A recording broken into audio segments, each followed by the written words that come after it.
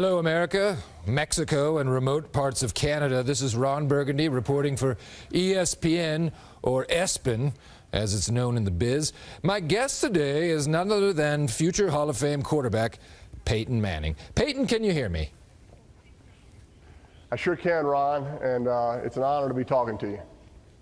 Peyton, can you hear me? Yes, Ron, I can, very clearly. Can you hear me, Ron? Yes, loud and clear. Can you hear me? What do you think? I think yes, you can hear me. I just want to make sure it's you, Peyton. I remember once before the 1978 Holiday Bowl, I thought I was interviewing the great Phil McConkey, and instead I was talking to the backup kicker. I felt like a fool. The boys at the station had quite a laugh at my expense, so I'm just making sure. I actually remember that game, Ron. I think Navy squeaked one out at the old Murph. I was 2 years old. Hell of a game, hell of a battle. Peyton, here's something I've got to ask you right out of the gate. You are one of the great quarterbacks playing the game today. You've had a lot of success, and yet you've done it all without a mustache. You're running around out there, and I'm going to be honest with you, you look like a succulent baby lamb, okay? And let's face it, all the great NFL quarterbacks have had mustaches. Joe Namath, Jeff Hostetler, Jeff George, Randall Cunningham, Mark Malone, Colt McCoy, Burt Reynolds, the guy from Barney Miller, Mike Farrell from MASH. The list goes on and on. Barney Miller. Well, first off, Ron, some of those guys weren't quarterbacks as far as I know, and I guess to tell you the truth, I never had much of a desire to grow any facial hair. I think I managed to play quarterback okay without a mustache. Eli tried to grow one a while back without much success, I have to say. Oh, I saw that. It did not look good. It looked like his upper lip was caked in a mixture of liquid dog crap and cocaine. Easy, Ron. Yeah, that's my brother. I do agree, though, it wasn't very well groomed. Sorry, yes, I didn't mean to get that graphic. You've played against some tremendous defensive players over the years, and I have to ask you, what's it like getting sacked by Merlin Olsen? Merlin Olsen. Yes. Ron, I'm pretty sure I was 4 years old when Merlin Olsen retired. Maybe, maybe not. Regardless, I was actually thinking about the time Merlin tackled me at his bungalow in Burbank. What a night. You know, Merlin and I were very close. I think I did read that somewhere. Yes, I miss him. So you play in Denver for the Broncos at Mile High Stadium. Correct. Tell me about your relationship with Thunder. Our mascot, yes. Thunder. Yes. You're talking about the horse that runs up and down the field every time the Broncos score. Oh, yes. I've had my eye on that wonderful beast for decades.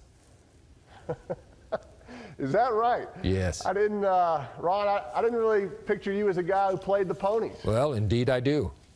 I got to tell you, Ron, I wasn't really prepared for this interview to go in this direction. Speaking of preparation, I understand that that is one of your calling cards, preparation, that is, recognizing coverages, making calls at the line of scrimmage. You're actually right, Ron. I firmly believe that preparation is a huge part of my game, really all quarterbacks, and I certainly think it gives me an advantage on Sundays. Oh, sure. I mean, I know. I played a little in my day. San Diego State, scout team quarterback. I used to yell, Chekhov, all the time. Chekhov! No clue what it meant, but when I saw someone on that defense move, I just yelled, Chekhov! Chekhov! Is that pretty much what you do? It's not exactly what I do, but you're somewhere on the right track, Ron. You're close to being on the right track. Peyton, let me ask you this. Do you ever just yell things to throw the defense off? Things that make no sense? Absolutely. All the time.